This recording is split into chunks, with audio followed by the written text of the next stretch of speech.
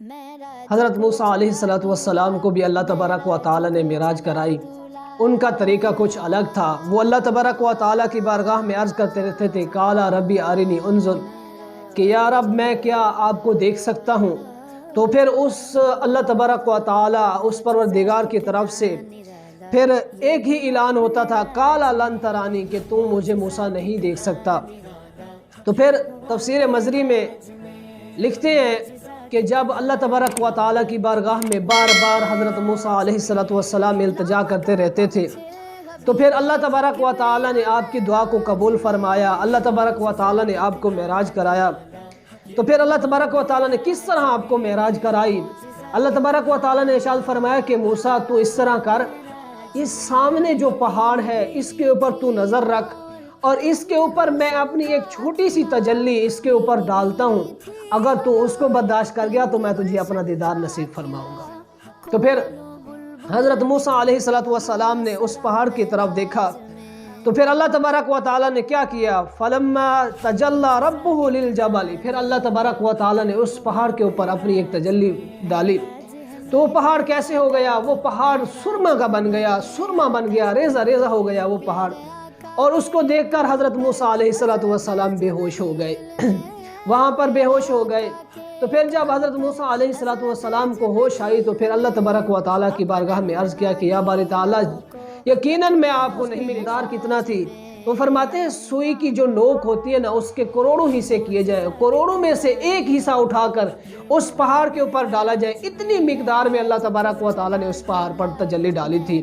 اور وہ پہاڑ ریزہ ریزہ ہو گیا، وہ اس تجلی کو برداشت نہیں کر پایا۔ اور حضرت موسیٰ علیہ السلام جن کے چہرے مبارک پر ایک موٹا کپڑا بھی تھا، آپ بھی وہاں پر بے ہوش ہو گئے، آپ بھی اس تجلی کو برداشت نہیں کر پائے۔ مگر قربان جاؤں اپنے آقا و مولا تاجدار مدینہ کی شان و عظمت پر کہ منہ پر کپڑا بھی نہیں ہے، بلکہ اللہ تبارک و تعالی کی طرف سے جو ان کے اوپر روحانی حجاب تھے وہ بھی ہٹا دیے گئے ہیں۔ اللہ تبارک و تعالیٰ کو بہت قریب سے دیکھا ہے، تو یہ عظمت اور یہ شان ہمارے آقا و مولا کی ہے کہ اتنا قریب سے بھی دیکھا تو آپ کو کچھ ہوا بھی نہیں۔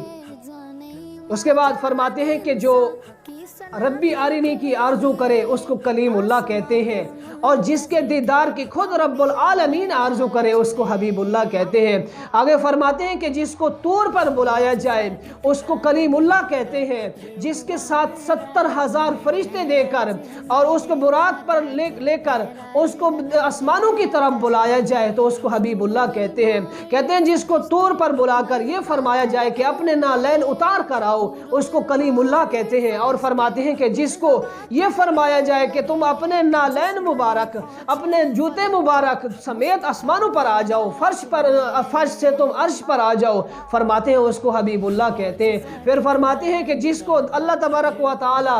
اکیلا بلائے اس کو کلیم اللہ کہتے ہیں، اور جس کو 70,000 فرشتوں کے جھرمٹ میں بلائے اس کو حبیب اللہ کہتے ہیں۔ فرماتے ہیں جس کو اللہ تبارک و تعالی، جو اللہ تبارک و تعالی کے دیدار کی خاطر اللہ تبارک و تعالی سے التجا کرتا رہے اس کو کلیم اللہ کہتے ہیں، اور جس کے دیدار کی اللہ تبارک و تعالی خواہش رکھتا ہے اس کو حبیب اللہ کہتے ہیں۔ کیا ہی خوب کسی نے فرمایا تھا، خدا کی رضا چاہتے ہیں دو عالم، خدا کی رضا چاہتے ہیں دو عالم، خدا چاہتا ہے رضا محمد صلی اللہ علیہ وآلہ وسلم۔ تو یہ حضرت موسیٰ علیہ السلام کو معراج ہوئی تو ان سے یہ برداشت نہیں ہو پایا، وہ اللہ تبارک و تعالیٰ کی تجلی کو دیکھ نہیں سکے۔ پھر اس سے ایک علماء نے ایک نقطہ نکالا ہے جو کہ بہت ہی زیادہ توجہ اس نقطے پر دینی چاہیے، بہت ہی زیادہ ضروری ہے، میں بھی ضروری سمجھتا ہوں آپ سب کو وہ بتانا۔ وہ نقطہ کیا ہے کہ جب حضرت موسیٰ علیہ السلام نے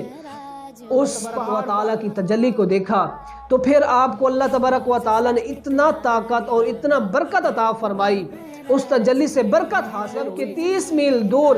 بیٹھ کر بھی کالی رات میں کالے پہاڑ پر کالی چونٹی کو دیکھ بھی لیتے تھے اور اس کی آواز بھی سن لیتے تھے۔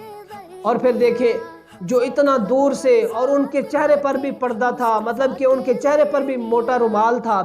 اور انہوں نے ایک تجلی کو دیکھا جس تجلی کی مقدار سوئی کے جو نوک ہوتی ہے اس کے کروڑوں حصے کریں اس کے برابر تھی۔ اس کو دیکھنے کی اتنا برکت ہے کہ وہ اتنا دور بیٹھ کر کالی رات میں کالے پہاڑ پر کالی چونٹی کی آواز سن بھی لیتے ہیں اور اسے دیکھ بھی لیتے ہیں۔ تو ہمارے آقا و مولا تاجدار مدینہ کی کیا شان اور کیا عظمت ہے، ان کا کیا مقام ہوگا کہ اللہ تبارک و تعالیٰ کو بہت قریب سے دیکھا، اور اللہ تبارک و تعالیٰ نے انہیں کیا برکت اور کیا شان عطا فرمائی ہوگی۔ تو پھر ہم سب کو یہ اس بات پر عقیدہ رکھنا چاہیے، اس بات کو مان لینا چاہیے کہ ہمارے آقا و مولا جو ہم ان کی بارگاہ میں درود و سلام پیش کرتے ہیں، جو ہم ان کی بارگاہ میں یہاں سے ندا کرتے ہیں، ان کو بلاتے ہیں، تو ہمارے آقا و مولا تاجدار مدینہ گنبد خضرا میں بیٹھ کر ہماری باتوں کو سن بھی سکتے ہیں، ہماری درود و سلام کو سماعت بھی فرما سکتے ہیں، اور ہمیں جواب بھی ارشاد فرما سکتے ہیں، اور وہ یہ بھی جانتے ہیں کہ کون کہاں سے درود و سلام بھیج رہا ہے، اور وہ یہ بھی جانتے ہیں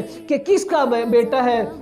کون اس کا باپ ہے، سب کچھ وہ جانتے ہیں۔ تو پھر ہم سب کو اس بات پر بھی عقیدہ رکھ لینا چاہیے، اس بات کو بھی ہم سب کو تقسیم کر لینی چاہیے۔ میں اللہ تبارک و تعالیٰ کی بارگاہ میں دعا گو ہوں کہ اللہ تبارک و تعالیٰ ہمیں عمل کی توفیق عطا فرمائے۔